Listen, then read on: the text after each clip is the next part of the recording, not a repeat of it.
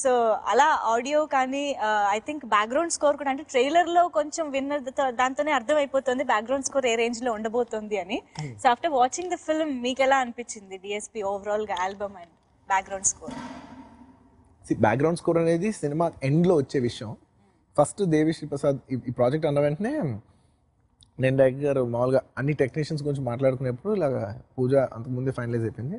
So నాకు బాగా గుర్తు దిల్ రాజు గారును హరిశంకర్ గారు నేను ఉన్నాం.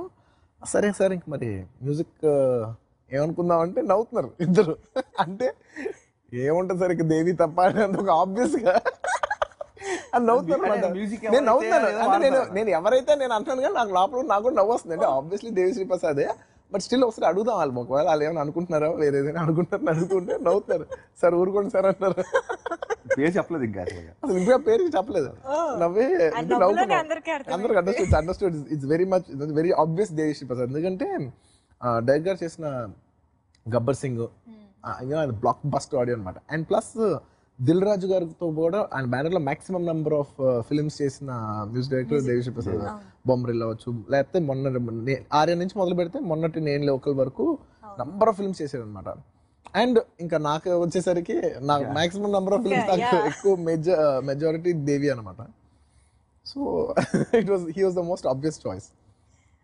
అండ్ డెఫినెట్లీ నాకు కూడా ఒక ఉండేది దేవిగా ఎనర్జీకి హరిశంకర్ గారి ఎనర్జీకి యూనో నా దానికి మా ముగ్గురికి వేవ్ లెన్స్ మ్యాచ్ అవుతాయని అనుకున్నాను. And definitely top music director top వేస్తాడు, బెస్ట్ వేస్తాడు.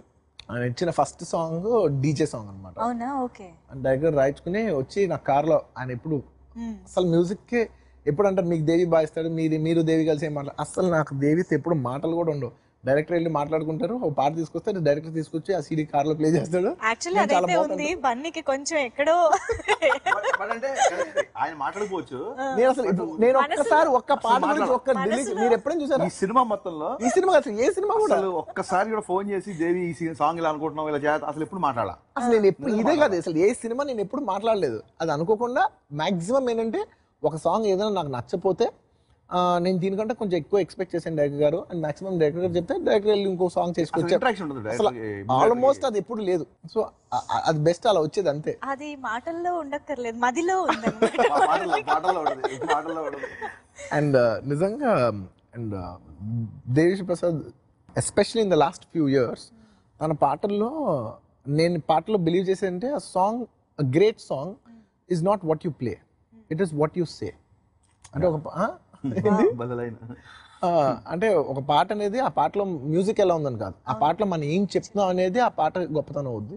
అండ్ ఆ విషయంలో Devi lyrical wise is tremendous. అంటే there is nobody to even touch him అన్నమాట. లిరికల్లీ అసలు తన రాస్తం కానీ లేకపోతే తన రాయించిన విధానం కానీ తన డైరెక్టర్స్తో ట్యూన్ అయ్యి వాళ్ళు ఒక కంబైన్ ఎనర్జీస్లో వచ్చే లిరిక్స్, ఫస్ట్ సాంగ్లో వచ్చే లిరిక్స్ చాలా పవర్ఫుల్గా ఉంటాయి. అలాగా ఏ సాంగ్ తీసుకున్నా, సెకండ్ సాంగ్ మెచ్చుకో తీసుకున్నా కూడా డైరెక్టర్ గారు మీరు ఫస్ట్ చేయించుకొని మెచ్చుకున్నా ఫస్ట్ ఇదే డీజేనే కదా, లిరిక్ రికార్డ్ అయింది ఫస్ట్ షూటింగ్ చేశాను ప్రతి పాట రాకింగ్ మ్యూజిక్. అండ్ అనుకోకుండా అసలు అస్మైక సాంగ్ వచ్చినప్పుడు బాగుంది అని అనుకున్నాం, కానీ నేను విన్నప్పుడు షూటింగ్ చేసినప్పుడు బాగుంది పాట. నేను అనుకుందానుకుంటే వినగా నాకు ఇంకా ఎక్కువ నచ్చింది. నేను అనుకున్నా బహుశా నేను ఎన్నిసార్లు షూటింగ్ చేస్తూ వింటున్నాను కాబట్టి నాకు అంత హాంటింగ్ గా ఉందేమోలే, but overall it's good song అనుకున్నాను. కానీ ఇంత వైల్డ్ ఫైర్ వద్దని మాత్రం నేను అనుకోలేదు. నిజంగా ఇప్పుడు ఏ డబ్ స్మాష్ చూసుకున్నా ఎవరు ఏది చేసినా గుడిలో బడిలో ఎక్కడ అండ్ ఆల్మోస్ట్ నాకు తెలిసి గుడిలో బడిలో సాంగ్ కి చాలా మంది దాన్ని ఏమంటారు డాన్స్ వీడియోస్ కవర్స్ కానీ అరౌండ్ యూట్యూబ్ లోనే ఒక మోర్ దెన్ 150 ఉన్నాయి. చాలా మంది డాన్స్ చేశారు. అసలు ఒక్కొక్కరు ఎంత బాగా చేశారంటే ఒక్కొక్కరు ఒక్కొక్క స్టైల్లో చేశారు. నేను దాదాపు ఒక 20 చూసుంటాను. ఎవరెవరో ఫార్వర్డ్ చేస్తే డైరెక్టర్ ఫార్వర్డ్